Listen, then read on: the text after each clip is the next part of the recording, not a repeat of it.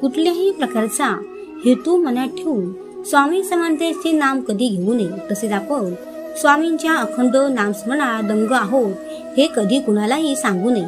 आपण नामस्मरण करतो हे जर आपण कुणाला सांगितले तर मनातला सुप्त अहंकार उफाळून येतो।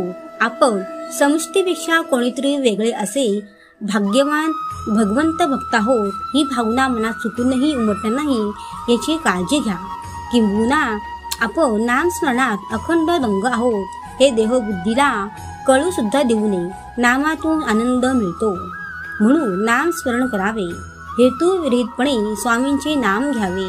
हा भवसागर पार करायला शेवटी स्वामींचे नामस्मरण उपयोगी पडणार आहे। एक लक्षात ठेवा की करीत असलेला प्रपंच चांगला व्हावा, सर्वांना मनासारखे दान पडावे म्हणून स्वामींचे नाम कदापिही घेऊ नये। किंबहुना मी म्हणेन की प्रपंचाची आसक्ती कमी व्हावी, प्रपंचात गुंतलेले मन मोकळे व्हावे म्हणून नामस्मरण करावे।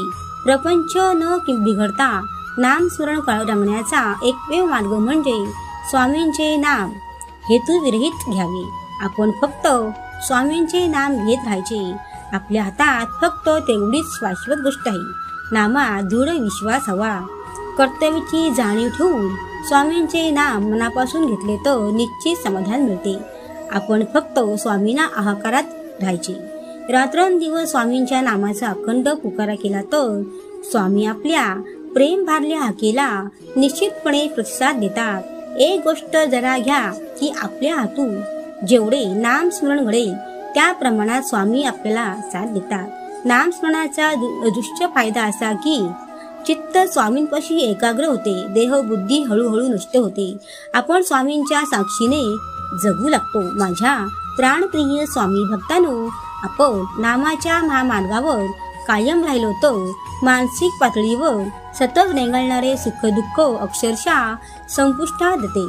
शारीर वेदना जाणविनाशी होते, देहाचा विसर पडतो, प्रपंचरूपी भोवऱ्यातून आपली सुटका होते, मीपणा संपतो, मन प्रसन्न होते, देहाचा विसर पडतो। मुख्य म्हणजे स्वामींचा सहवास प्रत्यक्षात लागतो। फक्त स्वामींशी अनुसंधान ठेवायचे, बाकी काहीही नाही। श्री स्वामी समर्थ।